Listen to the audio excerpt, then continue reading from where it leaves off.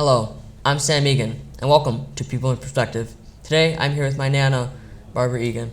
How are you doing, Nana? I'm doing great. How are you doing, Sam? I'm great. So, we have some questions for you that we'd love to ask you. So, let's start it off with your childhood, like growing up through history. I understand that you were alive for parts of World War II. Would you like to tell us a little bit about that? Okay, I was born in a small town in Pennsylvania called Mayfield in 1940, and I remember the war ended in 1944, and I remember having blackouts when everything in the whole town went black. There was no cars driven, all the lights were out, and I remember asking my mother what was going on, and she was a great one for saying, "Oh, nothing, everything is fine." But I remember that. And then I remember when the war ended and people were so excited, they made homemade drums and homemade, they had musical instruments, and there was a big parade through the town. And I can remember sitting, on the side watching it. So those were some of my earliest memories of living there. And then when I was 10 years old, my parents moved to California. We all moved to California, my mother, father, and brother, and me, in 1950.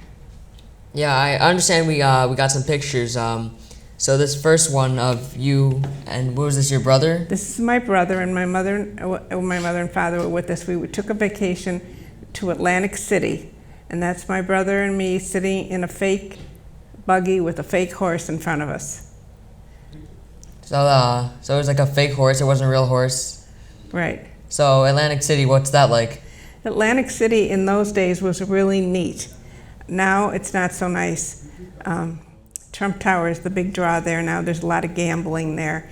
But when I was there, when I was a child, it was the boardwalk, and there were all kinds of people on the boardwalk selling things. And I remember there was a Mr. Peanut, and my parents wanted to keep walking, and I kept staying, and I didn't want to leave there. I can remember watching it.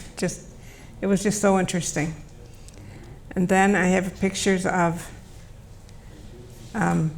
my this one is of my mother. This one. My mother and father and brother and I. And the photographer came to the house and took our picture. And that's that. And the other picture is a picture of my two cousins when we still lived in Pennsylvania, who I was very, very close to, and a friend and a neighborhood friend. So that was us. I think it was Easter or something. So you said you were 10 when you moved to California? 10 years old, uh-huh. What was that move like? Was it hard on you? It was very hard on me. I was really so upset because, of course, it was traumatic.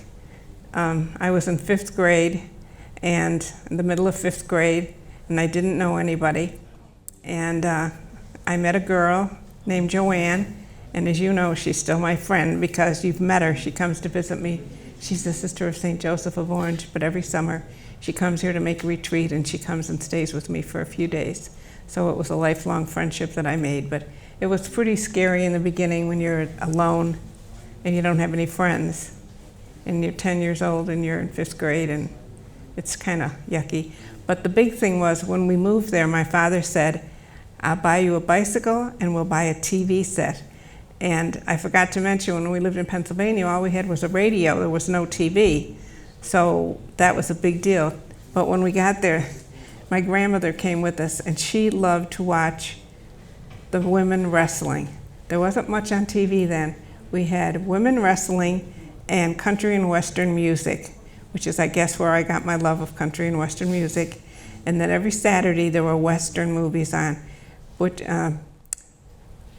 Gene Autry, Roy Rogers,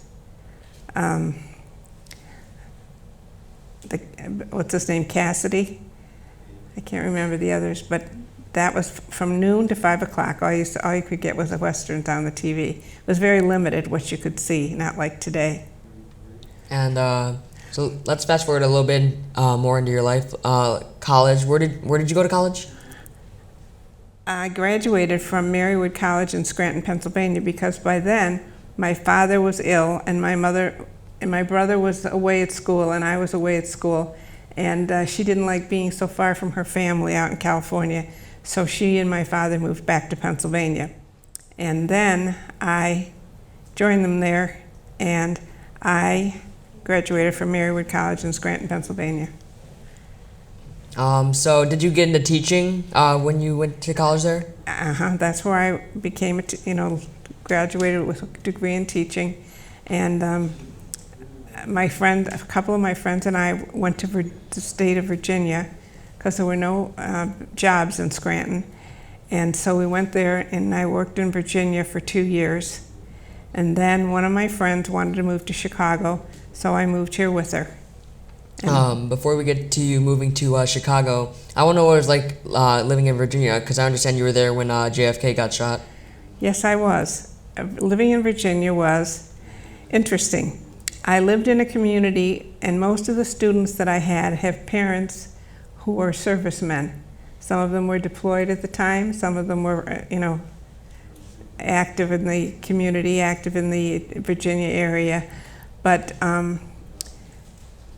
teaching servicemen and women's children was interesting.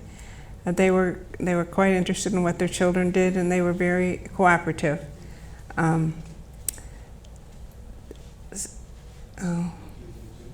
That's really all I can say about Virginia.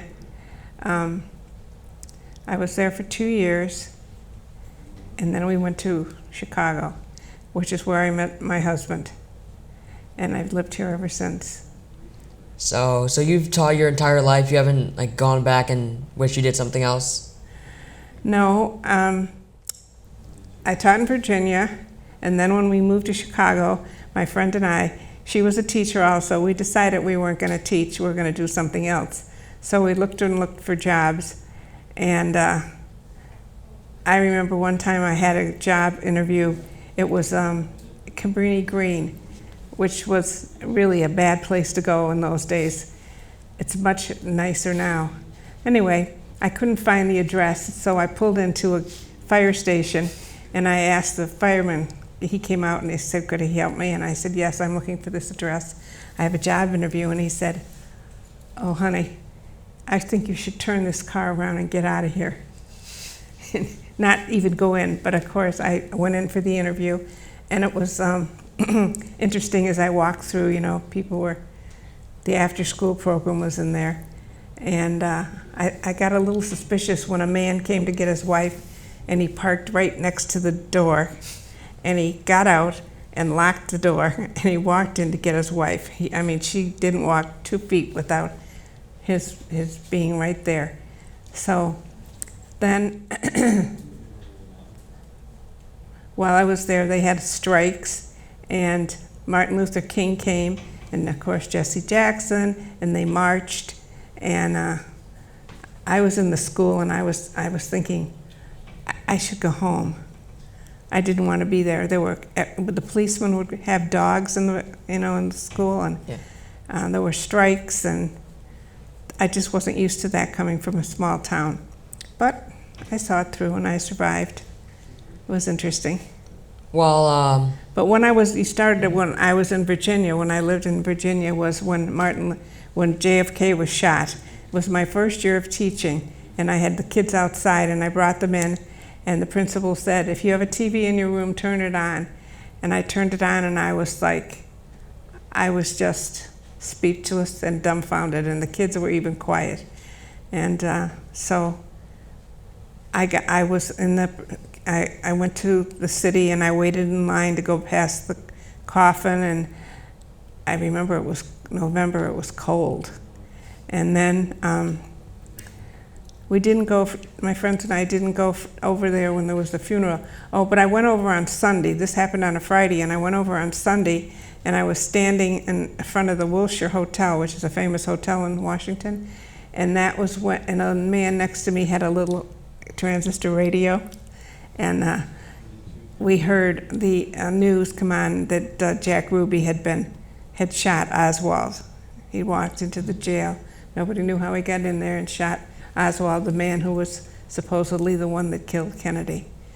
And then, it was very impressive. The casket went by on the caisson, and the horse the horse pulled the coffin, and then there was one horse that had his boots turned backwards. That was the one for the president who had fallen out, who had died. There's such a horrible tragedy. Well, it was terrible. That looks like all the time we have here today for People in Perspective. Thank you so much for joining me. It was a pleasure having you. Oh, it was a pleasure to be here. And thank you for watching People in Perspective. I'm Sam Egan.